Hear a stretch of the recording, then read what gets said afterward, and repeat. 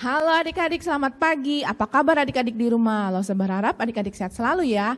Sekarang kita mau mulai ibadah kita. Kita mau menyembah Tuhan, kita mau nyanyi Pekerja Kristus yang Mulia.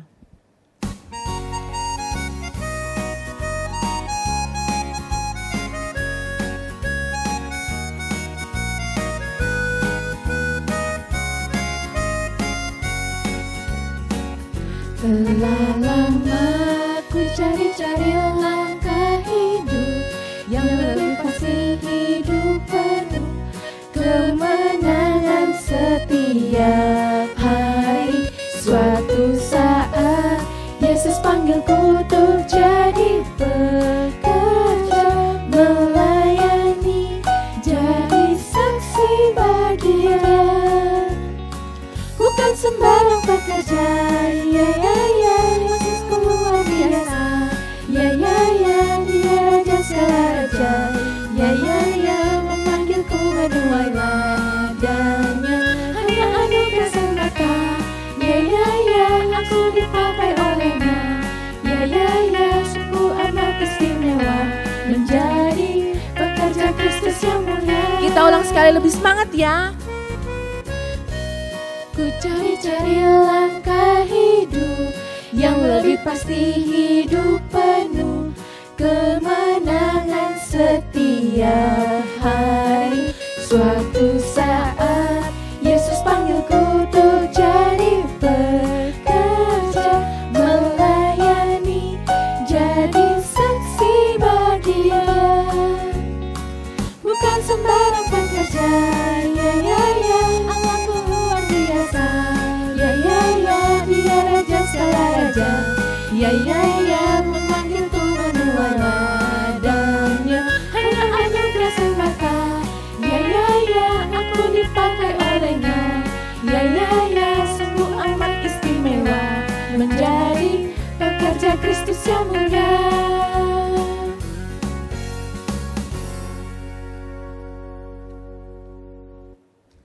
Oke, sekarang kita mau berdoa ya adik-adik. Kalau semua adik-adik tangannya dilipat, matanya ditutup. Tuhan Yesus, terima kasih Tuhan sudah memberikan kami kesempatan lagi untuk bisa beribadah. Tuhan, biarlah kami serius untuk ibadah walaupun kami di rumah. Saat mendengar firman-Mu juga kami serius duduk dengan tenang, tidak bermain-main. Tuhan, pimpin ibadah kami dari awal sampai akhir. Terima kasih Tuhan Yesus, hanya dalam nama Tuhan Yesus kami sudah berdoa dan ucap syukur. Amin. Adik-adik tahu nggak? Adik-adik itu istimewa loh, itu istimewa, kita itu semua istimewa. Kita istimewa di mata Tuhan. Sekarang kita mau menaikkan lagu Ku Istimewa. Kita pakai gerakan dan semangat ya.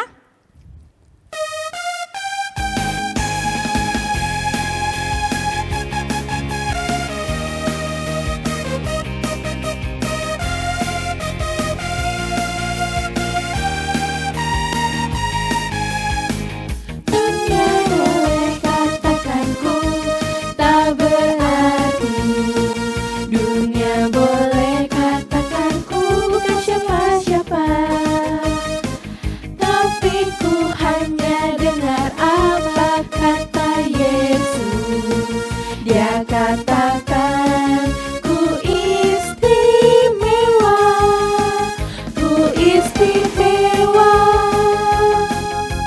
karena aku miliknya. Ku istimewa, berharga di matanya. Ku istimewa,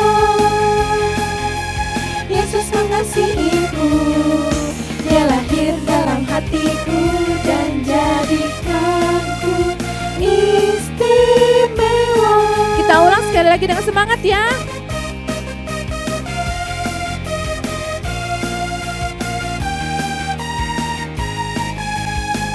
Dunia boleh katakanku tak berarti, dunia boleh katakanku bukan siapa-siapa, tapi ku hanya dengar apa kata Yesus. Dia katakan ku istimewa, ku istimewa, karena aku miliknya. Ku istimewa, berharga di matanya. Ku istimewa, Yesus mengasihiku. Dia lahir dalam hatiku dan jadikanku istimewa.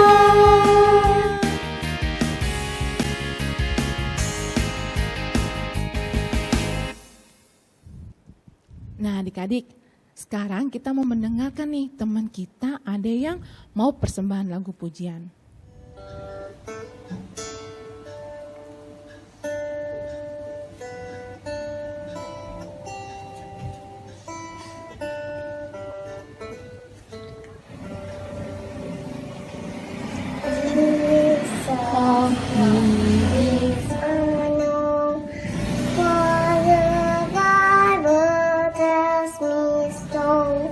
Little ones to him belong. They are little but he is strong. Yes, Jesus loved me. Yes, Jesus loved me. Yes, Jesus loved me. The Bible tells me so. Jesus loved me, this I know. For the Bible tells me so.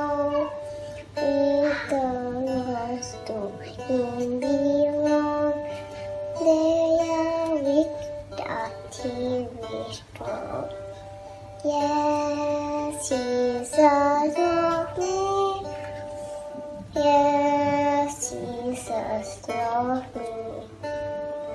Yes, Jesus loved me. The Bible tells me so. Wah, bagus ya. Kasih tepuk tangan adik-adik. Nah, bagi adik-adik yang mau persembahan pujian, boleh hubungin Lausenya, nggak usah malu-malu, nggak usah takut, oke?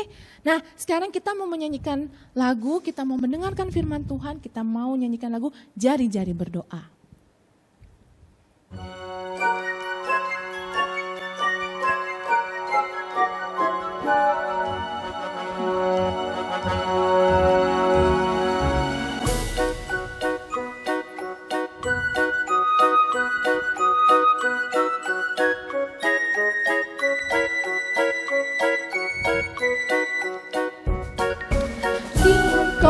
King kong, ini jari kelingking, manis manis, ini jari manis.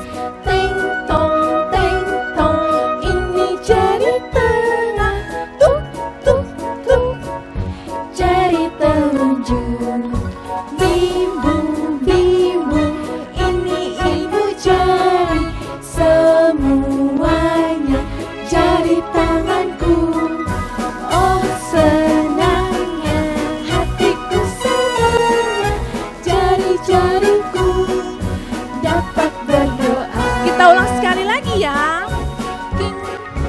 King kong, ini jari kelingking, manis manis, ini jari manis. Teng tong, ini jari tengah, tuk tuk tuk, jari telunjuk.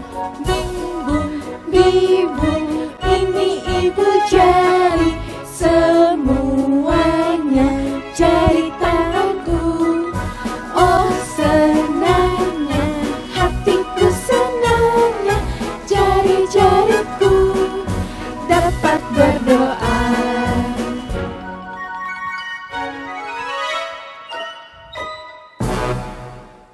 Halo adik-adik, ya ketemu lagi dengan Lause. Hari ini kita akan bersama-sama belajar tentang tokoh yang bernama Yusuf. Ya mungkin adik-adik minggu-minggu sebelumnya udah pernah mendengar ya. Jadi ini adalah kisah kelanjutan tentang Yusuf. Namun sebelumnya mari kita akan tundukkan kepala, kita berdoa. Tuhan Yesus, kami mengucap syukur di hari ini kami dapat kembali berbakti, memuji memuliakan nama-Mu, dan saat lagi kami akan bersama-sama belajar satu tokoh yaitu Yusuf ya Tuhan. Kiranya Engkau pakai cerita ini agar kami dapat belajar bagaimana untuk menjadi anak-anak-Mu yang setia dan taat padamu. Kami harus mencontoh tokoh Yusuf ini ya Tuhan. Kami serahkan cerita kami agar kami dapat belajar bersama-sama. Dalam nama Tuhan Yesus kami berdoa dan mengucap syukur. Amin. Ya adik-adik, masih ingat beberapa minggu yang lalu ya, yang minggu lalu Lause Maria cerita tentang bagaimana Yusuf di tengah keluarganya ya, dia sangat dicintai, disayangi oleh ayahnya yang bernama Yakub. Namun saudara-saudaranya yang lain membenci dia ya. Lalu Yusuf dilempar ke dalam sumur dan dijual ke Potifar ya, seorang saudagar dari Mesir, dan dijadikan budak di sana. Lalu di sana pun dia difitnah oleh istri Potifar ya, difitnah ya. Jadi apa yang tidak dilakukan dilaporkan ke suaminya si Potifar itu, dia melakukan hal yang ini. Padahal si Yusuf itu tidak melakukan ya. Nah, secara normal misal kita seperti Yusuf, kita akan putus asa, kita akan kecewa dengan keadaan itu, dan kita akan menyerah, mungkin juga kita akan pasrah, atau mungkin kita berubah dari yang baik bisa menjadi yang jahat, seperti itu ya.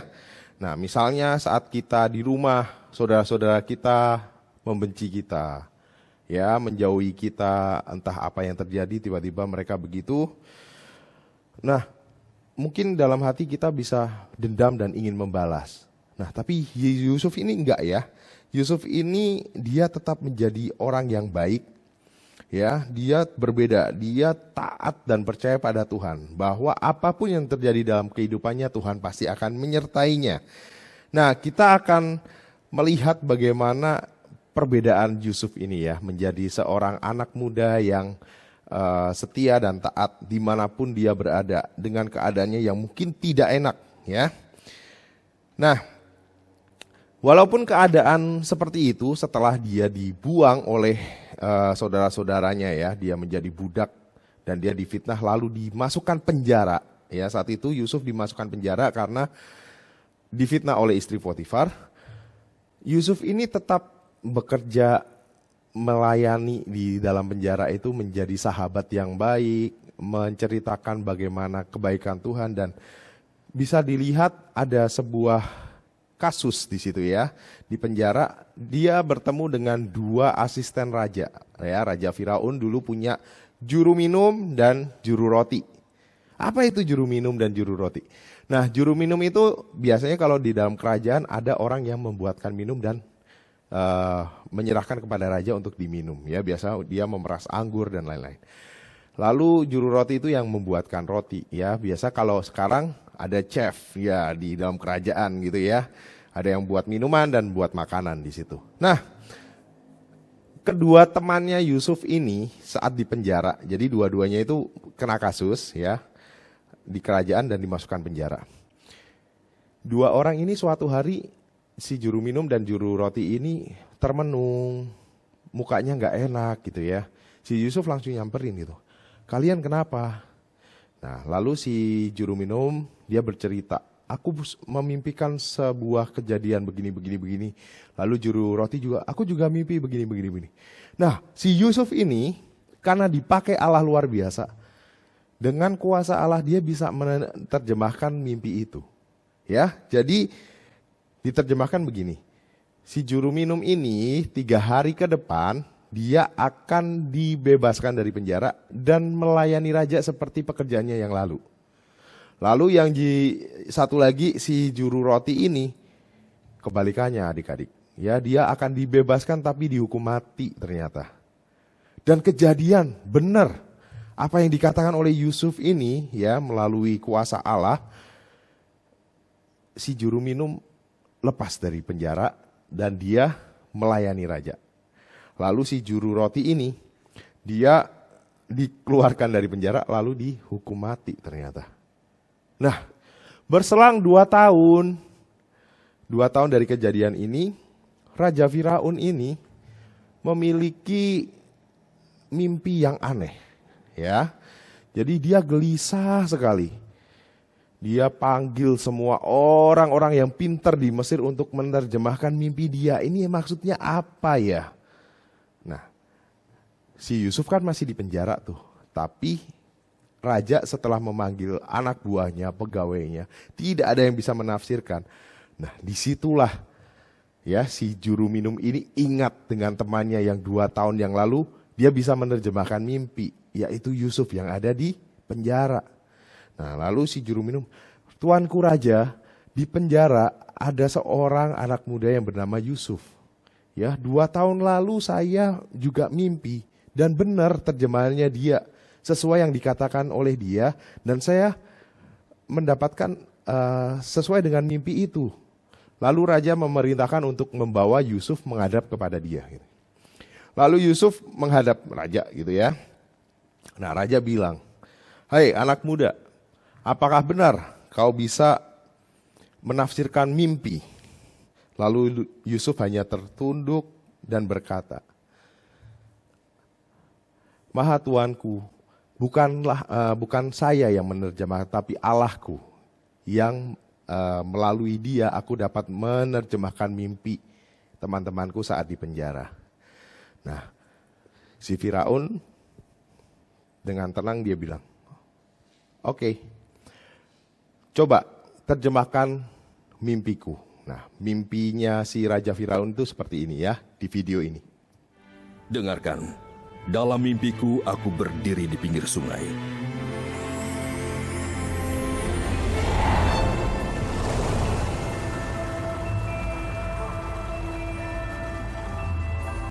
Tiba-tiba 7 lembu muncul dari sungai. Indah bentuknya dan gemuk, makan rumput di tepi sungai. Lalu tampaklah 7 lembu lainnya muncul. Sangat buruk dan kurus badannya. Tidak pernah kulihat yang seburuk itu di Mesir. Lembu yang kurus dan buruk memakan habis 7 lembu yang gemuk itu. Juga dalam mimpi kulihat satu tangkai 7 bulir gandum yang berisi dan bagus. Tetapi kemudian ada 7 bulir yang kering kurus dan layu oleh angin timur tiba-tiba mencuat. Lalu yang kurus memakan 7 bulir yang baik. Nah, itu mimpi Raja Firaun. Lalu si Yusuf itu berdoa pada Tuhan dan mengartikan mimpi Firaun. "Ya rajaku," ya, dia sebut Firaun itu rajanya karena dia ada di Mesir. "Allah telah berfirman kepada rajaku bahwa 7 tahun Mesir ini akan kelimpahan berkat. Panennya akan melimpah selama 7 tahun. Akan tetapi setelah kelimpahan itu, 7 tahun akan melanda kelaparan yang luar biasa. Jadi tuanku harap mengumpulkan orang-orang yang bijak agar dapat mengumpulkan hasil panen sehingga dapat digunakan untuk 7 tahun ke depan." Nah, ternyata Yusuf ini tidak hanya menerjemahkan mimpi, dia juga memberikan strategi untuk raja agar bangsa Mesir tidak kelaparan. Nah, setelah Yusuf menceritakan arti mimpi itu, lalu Firaun berkata kepada para pegawainya, "Mungkinkah kita mendapatkan orang seperti ini? Seorang yang penuh roh Allah." Nah, lalu kata Firaun kepada Yusuf, "Oleh karena Allah telah memberitahukan semuanya ini kepadamu, tidaklah ada orang yang demikian berakal budi dan bijaksana seperti engkau. Engkau akan menjadi kuasa atas istanaku, dan kepala perintahmu seluruh rakyatku akan taat." Ya,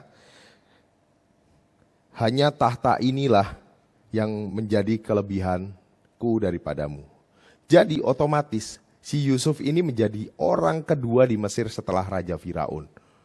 Wah, luar biasa ya adik-adik ya.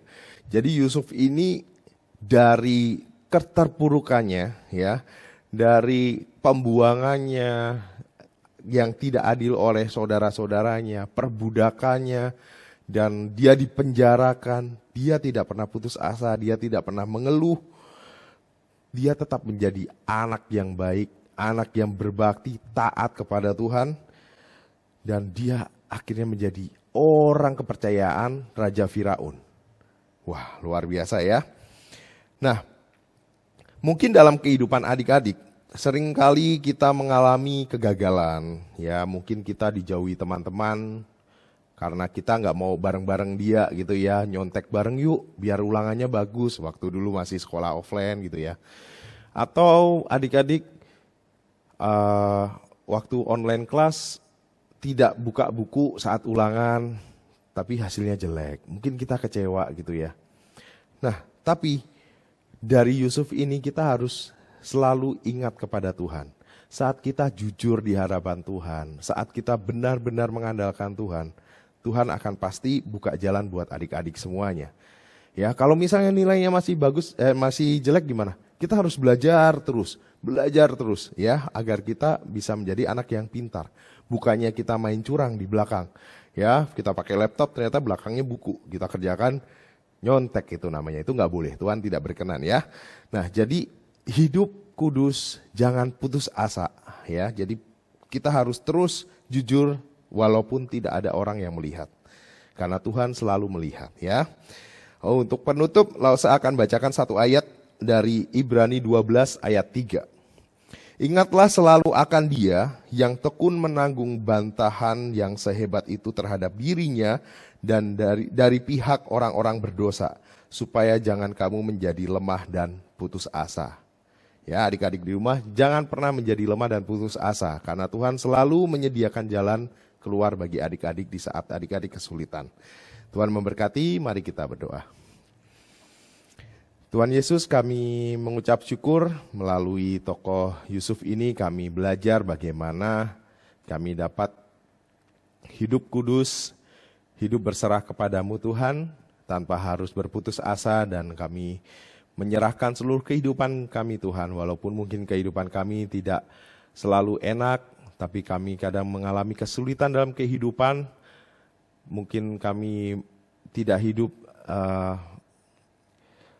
enak terus, tapi kami yakin dan percaya Tuhan, semua dalam rencanamu, semua dalam perlindunganmu, dan kami percaya Tuhan, di mana kami melakukan sesuai dengan kehendak-Mu, Engkau akan membukakan jalan.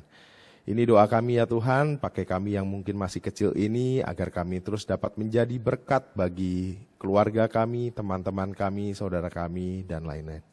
Terima kasih Tuhan, atas firman-Mu ada hari ini, dalam nama Tuhan Yesus kami berdoa dan mengucap syukur, amin. Tadi adik-adik sudah mendengarkan firman Tuhan kan? Sekarang kita mau menyanyikan, kita mau meresponkan lagu dengan judul Jangan Lelah.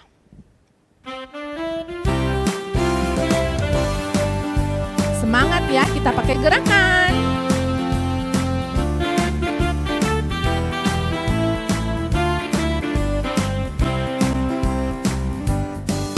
Jangan lelah bekerja di ladangnya Tuhan, Roh Kudus yang beri kekuatan, yang mengajar dan menopang.